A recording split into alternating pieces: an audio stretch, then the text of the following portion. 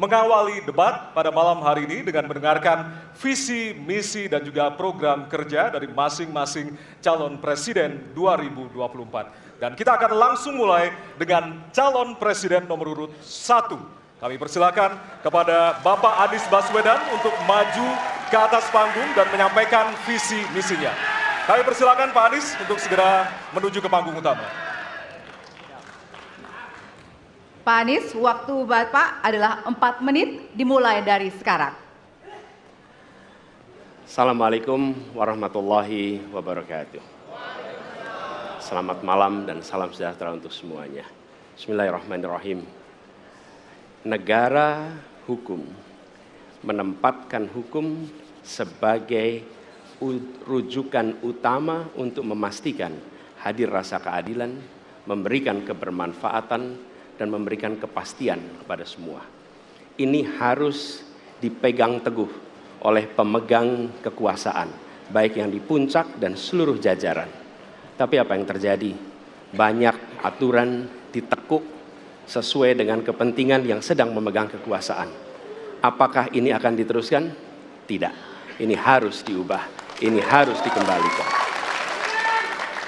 Kemudian kita menyaksikan betapa pada hari-hari ini tatanan ketika kita menyelenggarakan pemerintahan sering tidak sesuai dengan prinsip-prinsip hukum yang kita pegang. Karena itulah kami melihat perubahan ini harus kita kembalikan. Negara ini adalah negara hukum, bukan negara kekuasaan. Dalam negara hukum, kekuasaan diatur oleh hukum. Dalam negara kekuasaan, hukum diatur oleh penguasa, dan kita tidak menginginkan itu terjadi. Pada saat ini, kalau kita lihat hukum itu harusnya tegak begini. Inilah hukum. Dalam kenyataannya, dia bengkok. Dia tajam ke bawah, dia tumpul ke atas. Dan kondisi ini tidak boleh didiamkan, tidak boleh dibiarkan, dan harus berubah. Karena itu kita mendorong perubahan, mengembalikan hukum menjadi tegak kepada semuanya. Dan bila kita saksikan hari ini ada satu orang milenial bisa menjadi calon wakil presiden. Tetapi ada ribuan milenial generasi Z yang peduli pada anak-anak bangsa, yang peduli pada mereka yang termarginalkan. Ketika mereka mengungkapkan pendapat, ketika mereka mengkritik pemerintah, justru mereka sering dihadapi dengan kekerasan, dihadapi dengan benturan, dan bahkan gas air mata. Apakah kondisi ini akan dibiarkan? Tidak, kita harus lakukan perubahan. Oleh karena itu, kami memperhatikan ini sebagai hal-hal yang mendasar. Yang tak kalah penting, ini kedua nih, yang tak kalah penting. Kita menyaksikan pada saat ini, ada peristiwa seperti peristiwa Ibu Mega. Ibu Mega Suryani Dewi, seorang ibu rumah tangga, yang mengalami kekerasan rumah tangga, lapor pada negara, tidak diperhatikan, dan dia meninggal korban kekerasan. Apakah akan dibiarkan? Tidak, ini harus diubah. Dan tidak kalah penting, hadir bersama saya di sini, ayahnya Harun Ar-Rasyid. Harun Ar-Rasyid adalah anak yang meninggal, pendukung Pak Prabowo di Pilpres 2019 yang menuntut keadilan pada saat itu. Protes hasil pemilu. Apa yang terjadi? Dia tewas sampai dengan hari ini tidak ada kejelasan. Apakah ini akan dibiarkan? Tidak, ini harus diubah. Karena itu, kami mendedikasikan diri, hadir untuk memberikan komitmen bahwa dari puncak sampai ke bawah, kami akan tegakkan hukum pada siapa saja. Kami kembalikan marwah kehidupan bernegara yang menempatkan hukum sebagai tempat yang paling tinggi.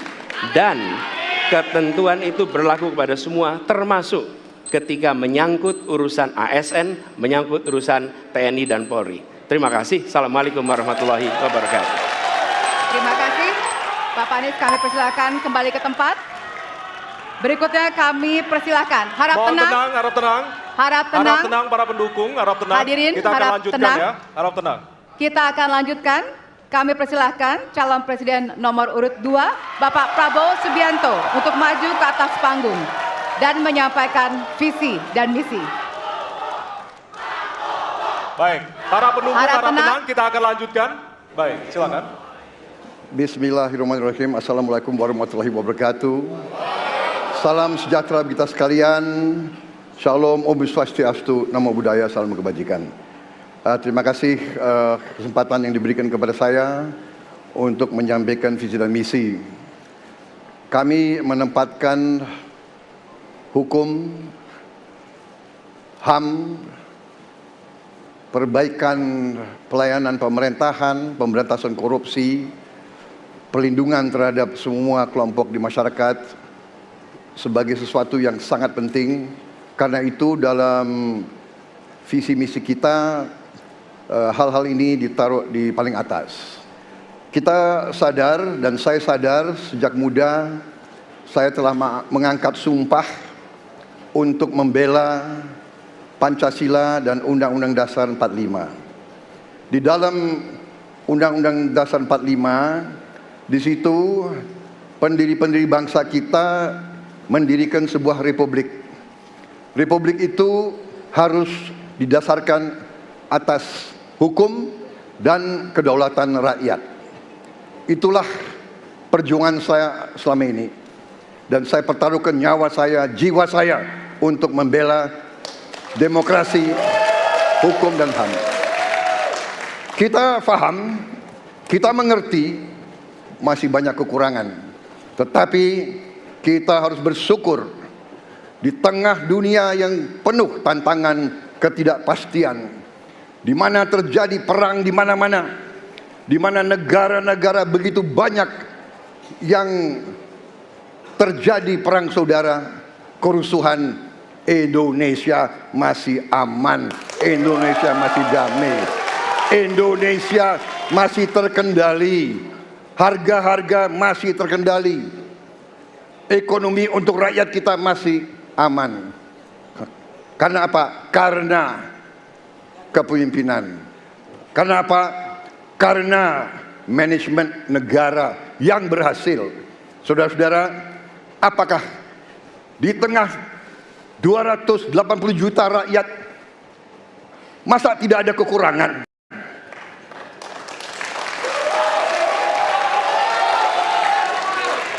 Tetapi kita harus arif, kita harus dewasa, dan kita tidak boleh munafik.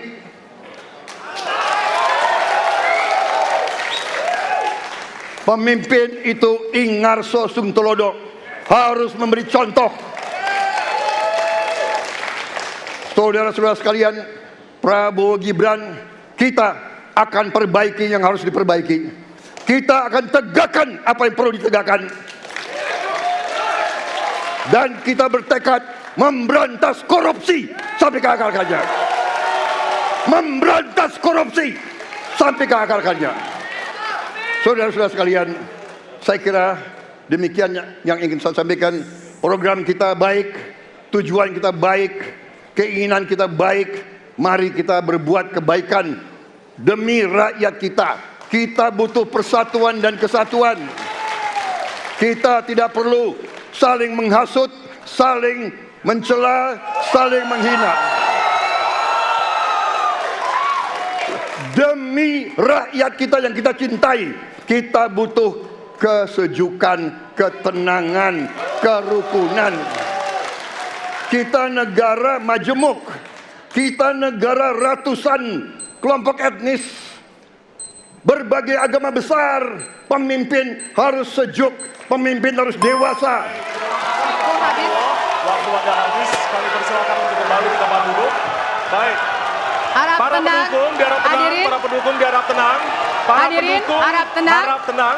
Nanti Harap ada tenang. waktunya untuk memberikan apresiasi dan juga teriakan serta tepuk tangan. Kita Ya. akan lanjutkan untuk pasangan berikutnya yang di penyampaian visi misi oleh calon Presiden nomor urut 3 kepada Bapak Prabowo, kepada Bapak Ganjar Pranowo. Kami persilakan untuk ke panggung. Harap tenang, hadirin harap tenang. Bapak Ganjar, waktunya 4 menit dimulai dari sekarang. Assalamualaikum warahmatullahi wabarakatuh. Selamat malam, salam sejahtera untuk kita semua. Om Swastiastu, Namo Buddhaya, Rahayu. Bapak Ibu yang sangat saya hormati, para hadirin pemirsa debat malam ini yang sangat saya muliakan. Saya dan Pak Mahfud mulai perjalanan pada saat pembukaan kampanye dari ujung timur Indonesia dan barat. Dari Sabang sampai Merauke. Hanya ingin mendengarkan dan ingin melihat secara langsung apa yang disampaikan oleh rakyat. Apa yang dirasakan oleh rakyat, sehingga ketika kontestasi 5 tahunan ini berlangsung, harapan itu ada dan masuk dalam pikiran seorang pemimpin, satunya pikiran, perkataan, dan perbuatan. Ini sesuatu yang sungguh penting. Di Merauke kami menemukan pendeta, namanya Pak Leo. Dia harus menolong seorang ibu ingin melahirkan, karena tidak adanya fasilitas kesehatan. Dan dia belajar dari YouTube. Sesuatu hak kesehatan yang tidak bisa didapat. Maka kita sampaikan kepada Pendeta Leo, kami akan bangunkan itu, dan kami akan kerahkan seluruh Indonesia, bahwa satu desa, satu puskesmas atau pustu, dengan satu nakes yang ada. Pak Mahfud juga menyampaikan kepada para guru yang ada di Aceh, di Sabang sana. Ada juga guru agama di sana. Kita ingin membangun Indonesia yang hebat dengan SDM yang unggul. Tapi apakah kita sudah memperhatikan mereka? Tentu kemajuan yang selama ini ada, mesti kita lakukan jauh lebih cepat. Lebih satset. Dan perhatian itu mesti diberikan. Dan itulah di sana kita memperhatikan nasib para guru, termasuk guru agama. Insentif kepada mereka kita berikan, agar mereka bisa mengajarkan budi pekerti yang luhur dengan moderasi agama yang ada. Bapak Ibu, cerita ini belum cukup. Saya berjalan ke NTT. Kami ketemu dengan masyarakat yang ada di sana. Pak Ganjar, kenapa kami anak muda tidak mudah mendapatkan akses pekerjaan? Padahal itu hak kami. Kenapa kemudian kami mendapatkan kesulitan untuk akses internet padahal kami butuh belajar? Tidak sama dengan yang di Jawa. Catatan inilah yang mendorong pikiran kami, internet gratis untuk para siswa yang sedang bersekolah. Agar mereka punya kesamaan dengan kita semua yang ada di Jawa ini. Kami bergeser lagi, kemudian ketemu kawan-kawan penyandang disabilitas di NTB. Betapa bahagianya saya karena ketemu dengan orang yang berjuang dengan keras agar dia bisa setara, dan pemerintah mesti perhatikan mereka untuk memberikan kesetaraan pada mereka itu. Tapi Bapak Ibu, saya mendengar ketika demokratisasi mesti berjalan dan demokrasi mesti kita jaga bersama, ada Ibu Sinta yang ketika menyampaikan pendapat harus berurusan dengan aparat keamanan. Ada Melki, ketua BEM, yang kemudian ibunya harus diperiksa. Maka yang seperti ini harus usai. Dan mereka bisa mendapatkan kebaikan-kebaikan kalau governance terjadi. Maka yang ada di Kalimantan kami temukan. Masyarakat Dayak, mereka suku-suku yang ada, libatkan dong kami agar kami bisa mendapatkan akses yang sama. Semua ini bisa berjalan kalau kemudian pemerintahnya bersih. Pemerintahannya bisa akomodatif. Dan kita sikat korupsi itu tidak dengan kata-kata, dengan keseriusan. Pak Mahfud adalah mitra saya yang selama ini sebagai Menko mengeksekusi itu dengan baik. Kita akan lakukan itu, kami mohon dukungan rakyat, perintahkan kami untuk mengerjakan itu. Terima kasih. Wassalamualaikum warahmatullahi wabarakatuh. Kami persilakan kembali ke tempat. Hadirin, hadirin harap tenang. Hadirin, baik. Hadirin harap tenang, kita akan lanjutkan acara. Baik. Kini saatnya baru kita akan sama-sama memberikan apresiasi tepuk tangan kepada seluruh calon presiden yang sudah menyampaikan visi misinya. Ya, usai jeda, kami akan memperdalam visi misi dari setiap calon presiden yang telah